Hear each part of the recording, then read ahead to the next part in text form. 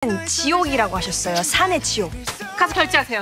Di episode selanjutnya, Baek Sojung dan Ban Joyeon akan melakukan kencan rahasia di kantor. Sebelumnya, Baek Sojung mencari Ban Joyeon untuk mengakui bahwa ia juga menyukainya, sehingga Ban Joyeon langsung mendekatinya dan menciumnya. Pada titik ini mereka akhirnya resmi berpacaran. Jadi malam itu mereka memilih menghabiskan waktu dengan jalan-jalan berdua. Namun tiba-tiba Baek Sojung menciptakan jarak dengan mendorong Ban Joyeon menjauh saat ada mobil yang melewati mereka. Hal itu ia lakukan karena tidak ingin ada kenalannya yang melihat kebersamaan mereka. Setelah itu Ban Joyeon mengantarnya pulang. Baek Sojung melambaikan tangan sementara Ban Joyeon memberinya ikon jari telunjuk dan kelingking yang bisa berarti metal atau ungkapan kata cinta.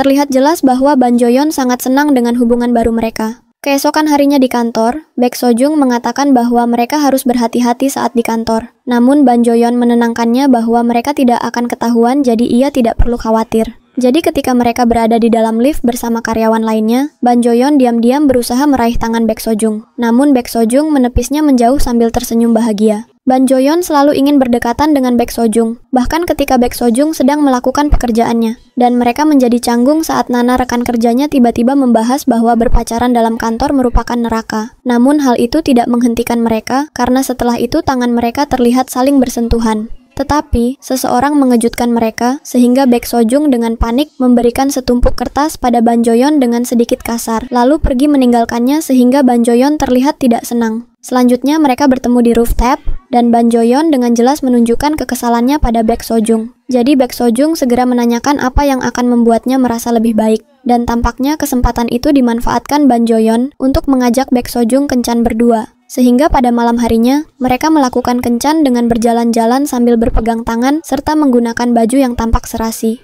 Di sisi lain, Sinwon menyadari perubahan Ban Joyeon, sehingga ia mencoba memastikan apakah Ban Joyeon sungguh berpacaran. Tampaknya Ban Joyeon tidak menyembunyikan hubungannya dari Sinwon.